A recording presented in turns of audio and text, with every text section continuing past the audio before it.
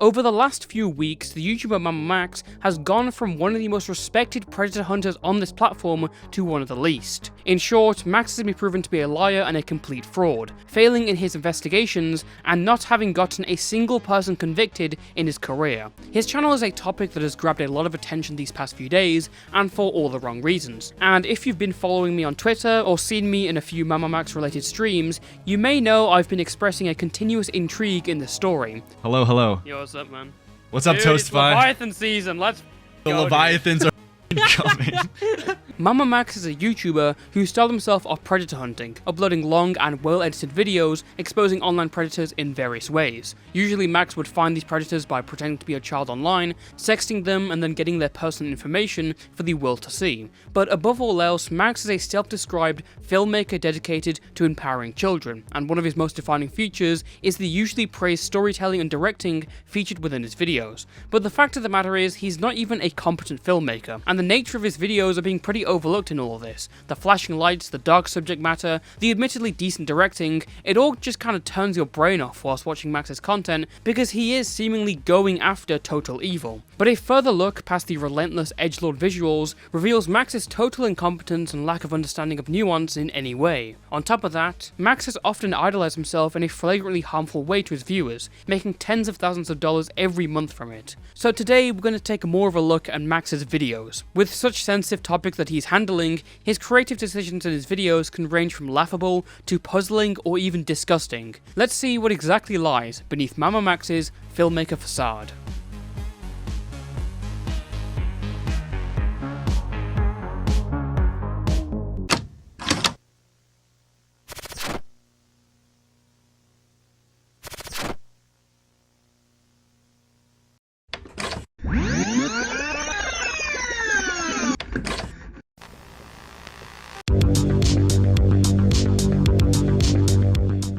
Max's most recent controversy began in October 2023, when he took on the case of a man by the name of Camden Gerard Davis. Camden is alleged to be the head of a vampire werewolf pedophile cult, and can be seen here brandishing his fangs in all their glory. The allegations against Camden have mostly been levied by this person, Spencer, who was one of his first victims. Whilst they met when she was 16 and he was 18, Spencer alleges that he was horrifically abused by Camden, who would allegedly coerce young kids to join his cult, making them all believe they were supernatural beings. So far, 8 people, including Spencer, have come out accusing Camden, coming to Mama Max to handle their case. Spencer also alleges that there are still hundreds of victims of Camden that are unaccounted for. Now, what I've just told you is a summary of everything we currently know about Camden Gerard Davis. That's everything we know from 3 videos and a 5-hour podcast. Also keep in mind there isn't much evidence to back this up, it's mostly spoken testimony. And the big issue is that the way Max presented this information to us was in a cryptic and unclear way. It all started when Max renamed his channel of 750,000 subscribers to God Cult. Then he uploaded a video titled Brainwash Your Favorite Influencers, where he plays his little ARG game for a few minutes, then he tells us some information about Camden with again no evidence, and then he spends the next part of the video begging influencers to cover his story. This includes such individuals as PewDiePie, Joe Rogan, Mr. Beast, and Anthony Fantano. Then we get told that the victims are planning to sue Camden, and they'll be supported through Max's Patrons. The Patreon donators scroll, and the video ends. Unsurprisingly, this video didn't get much attention. Max's creative name change to God Cult instead made most viewers believe he had either been hacked or his channel had been deleted. Additionally, he gave the audience barely any information to work off of, and then demanded them to care about his story. With the complaints made from the first video, Max then decided his next plan of action was a 25-minute video where he basically bitched about his comment section. Instead of offering an explanation on why his previous coverage was so vague, he decides to instead respond to everyone criticizing him on what he was doing. There's also not much new information given here about Camden. Then, without even a moment's notice, Max threw a third video at us, this time putting critical in the title and criticizing YouTubers for covering the Snipe Wolf situation instead of his story, which again we know barely anything about. The only evidence Max decided to show here is glimpses of posts like, getting sucked by Kirby equals raisin balls. Instead of publishing a full documentary looking over Camden's actions, Max makes 3 weird pussyfoot videos trying to bring attention to the situation with his dark Batman voice. He takes a really weird shot at Charlie in the second half of his video because Charlie didn't respond to his DMs, when in reality the man had COVID and wasn't even able to. In other sections, he attempted to bully other YouTubers into covering his case immediately, even though he himself had been sitting on this case since 2020. And it didn't really get much better when Max started doing live streams instead and pulled around 300 true 100,000 viewers on his 700k channel. But it's all good, because he can now admit that he never actually went to the police with this case, or he can dox Camden's mother and brother even though we don't know if they were even involved with him, or he can later admit that he was using ChatGPT as a substitute for legal advice. ChatGPT. Max's reputation was going down the shitter, and as time progressed with his live streams, it only got worse. But we'll look at that later. For now, let's talk about something else. Let's talk about Hotline Miami.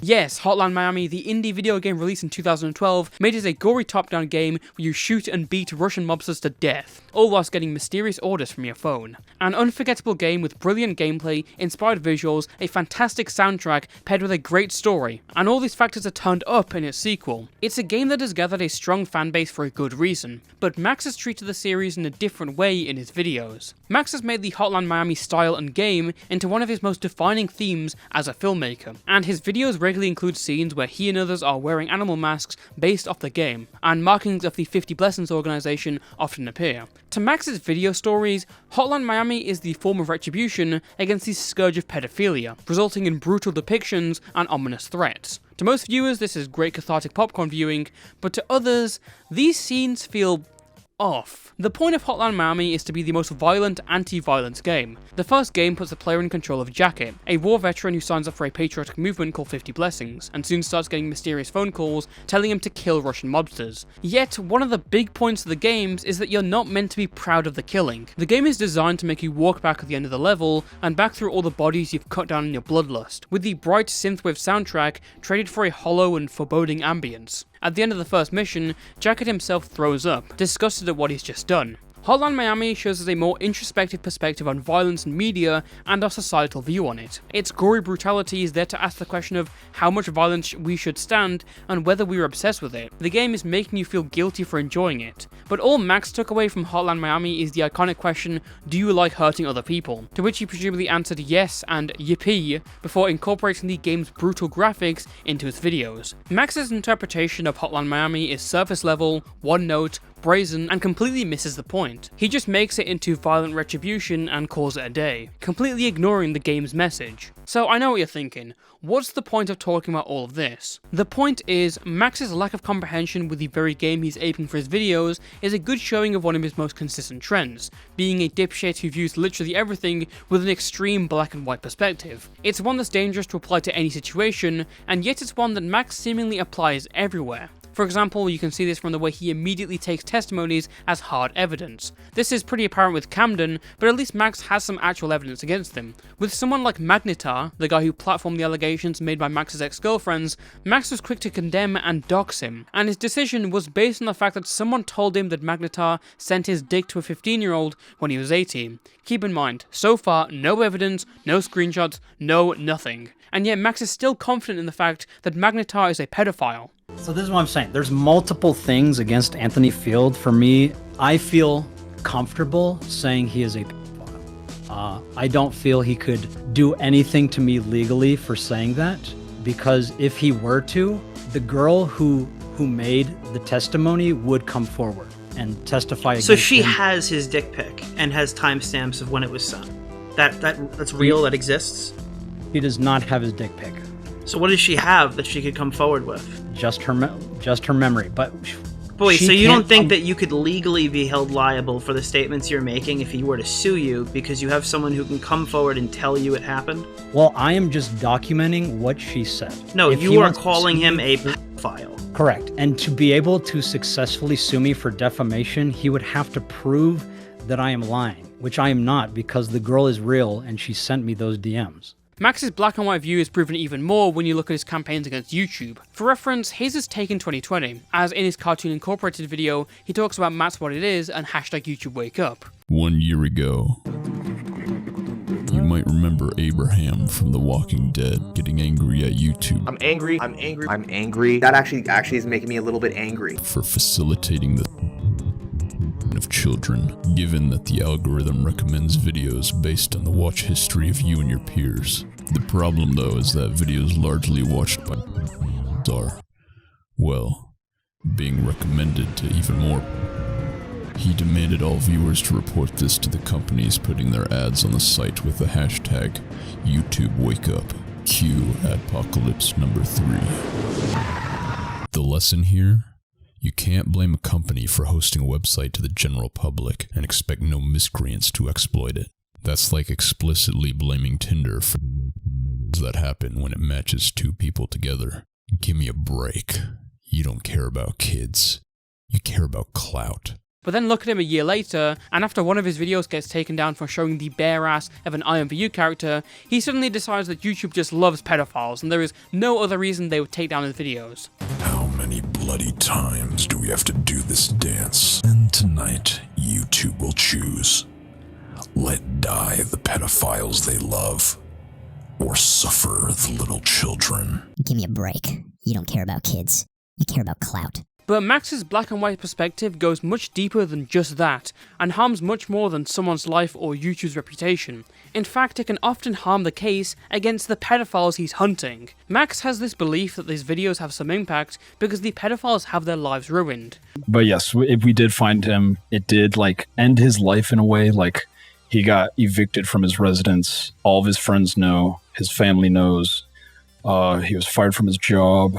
Okay. He no longer is an influencer. He was like a musician. And whilst that is in some way true, that doesn't stop with the pedophiles. As much as his cathartic theatrics make it seem like actual work is being done, Max actually hasn't gotten any of these pedophiles arrested. Have you ever gotten someone arrested? If I have, then I don't know it. You went on my podcast to tell me that you've got someone arrested and it was because of your video, just to be clear. I've been emailed stuff like, hey, you got this guy arrested, congratulations. You went on and you said, this guy was arrested, it was because of me, it was because of my video. And you told me that 2 years ago. It's kind of egotistical of me to say that it was my video that did it. I don't know that for sure. So you've never actually gotten a pedophile arrested?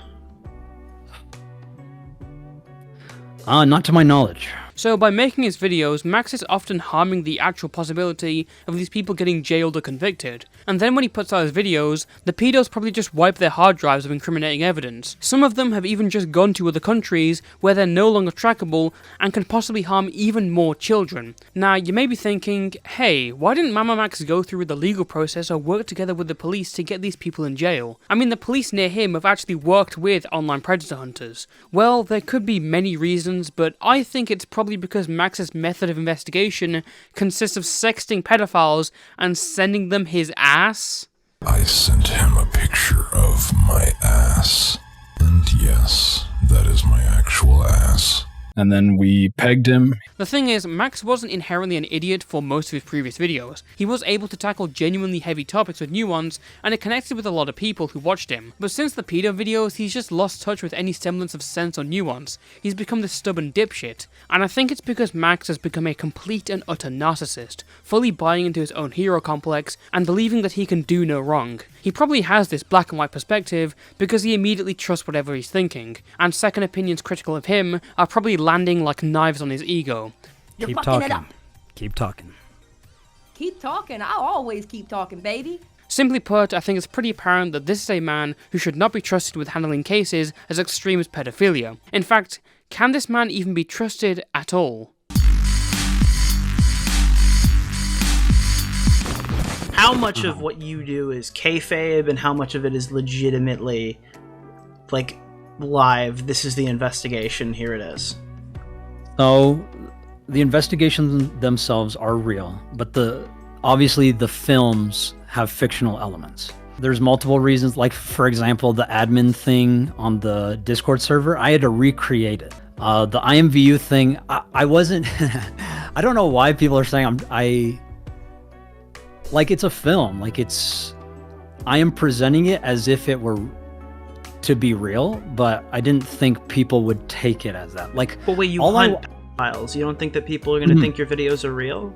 So that's the thing. So I want everyone, when you watch my video, to assume everything is fake, except when I show a people's face and what they're doing. Because obviously that's all real. And that's why we include Mega Drive links to show this is the full evidence. This is all real. Everything else should be considered fake, whether it's real or not. What you just heard was one of the last clips I'll be showing here from the private call between Mama Max and Nicholas Diorio, who recently made a fantastic video exposing all of this to the public. Max's statement here is one of the most nuclear out of this entire call, because whilst admitting that you haven't got anyone arrested is pretty bad on its own, admitting that most of your videos informing people about pedophiles are fake is insane. And if you're familiar with Max's content like I am, that most puts a lot into question. For example, there's this puppy stomp video, where at around 2 minutes 30 in the video, Max shows a censored screenshot of someone being arrested, and claims the arrest as being due to his Milo video and his reports. Again, suspicious that this was censored out, because Max doesn't really have an issue with doxing people he believes to be pedophiles,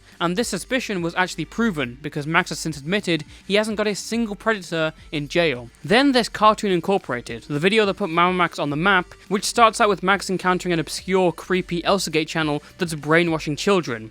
But is that real? After all, the videos that the channel posted are edited in a very similar way to Max's content, and the channel uses the same font that Max has used in other videos. Probably the worst lie Max might have told is in his IMVU video, where he goes after a predator by the name of Pablo Sonny. In the middle of the video, Max finds an account under the name of Casey, and this account's only friend on IMVU was Pablo Sonny. Then Max supposedly finds her YouTube account by image searching her basic Naruto profile picture, and then it gets even wilder because somehow he managed to hack into this account. On said account, Casey had apparently posted unlisted videos, one of them titled, "This is where you and killed me," with a bloody white sheet in the woods. It's implied she ended her own life or disappeared off the internet, and Pablo Sonny was to blame. That was until a Discord Q&A was made a few days later, where Max said she's actually alive and well, but he can't talk about it. Since then, Casey's existence has never actually been 100% proven. To this day, we have been given no concrete evidence that she ever existed. Or how about in the Kids Chat video, where he's catching pedophiles using a burner account and encounters someone called Taken But Sad. This person somehow finds Max's burner email that he's using, which is wildly unlikely, and then emails an MP3 file of a child being abused, according to Max. Max then sends him a virus and then goes to sit in the shower about the harrowing audio he's listened to. Meanwhile, on call with Nicholas Diorio, Like, if I'm sending viruses to a pedo, whether that's fake or real, that's on purpose, because I don't want people to know if I'm actually sending viruses to pedos, because that's implicating myself. It may seem really strange to doubt this, but when you look at the Kids Chat video, all the other predators that Max exposes have like evidence. The case with Taken But Sad doesn't. And that's kind of the issue with this. You could see all these claims as a stretch, but you have to understand that this is a man who investigates pedophiles and informs people for a living. We should not be doubting him. He should not be faking 80% of his videos. With such exaggerated parts of Max's videos and the fact that he said his videos are fake, it becomes increasingly unclear on whether Max is honest about anything. The only thing that is clear is that with everything seen so far, plus this, Mama Max cannot be trusted with investigations. He can't even comprehend the slightest bit of nuance. This is a man just hopelessly up his own ass. I could literally cancel you, Charlie. I could literally cancel you. And I choose not to. I'm the friggin' pedo hunter. And that makes more sense when you even pay attention to Max's films, which in a way dilute the truth themselves. Max's depiction of pedophiles has turned from realistic into showing them as absurd, nightmarish, and disgusting creatures. And pedophilia absolutely is disgusting, but when you make an over-dramatized caricature, it makes it easier for real pedophiles to avoid that stereotype and blend into society. Perhaps even real cases can be overlooked because it's not as extreme as everyone thinks. And then you look at how Max idolizes himself in his videos. He makes himself into the hero, the vigilante, the helping hand looking out for children, the protector, the savior, but he isn't. What we know now is that all the predator catching, all the cathartic theatrics, all the genuine work, a lot of that is just lies. And now, rather than sexting pedophiles, he has actual victims to help. Victims who have bought into his fraudulence. And it's glaringly obvious how incompetent he is. Glaringly obvious to almost everyone, except himself. And that's my point. Max is an utter fraud, but through his false portrayals via his videos, he's created a world for people to believe, where he is the hero. Hundreds of thousands of Max's fans have been thinking for years that this man is doing legitimate work hunting down pedophiles, with many of them giving him their money via Patreon. But if Max has never got anyone in jail, if most of what he makes are fabrications, if he just grasps the surface level view for most things, if he jumps to a wild conclusion without evidence, then how can you even believe or trust this man? And that's it. You just can't. There are no Leviathans, there are no men in masks armed to the teeth, there is no Mama Max. All that's left is Max Striker, the clout leech on an ego high from all the comments he got. Max's career isn't falling apart just because he mishandled victims and serious allegations. It's because the mirror of distracting fiction that Max established has broken, and people are now seeing him for who he really is. This is not a pedophile hunter, this is an idiot LARPing as a vigilante with endless vague scapegoats to shift the blame to. But now that there's no one else to shift the blame to, what can Max do? The answer is nothing. Max is nothing, but a narcissistic disappointment. Until next time, stay safe and stay toasty. Thank you all for joining the stream and participating in this conversation. We'll see you probably never again.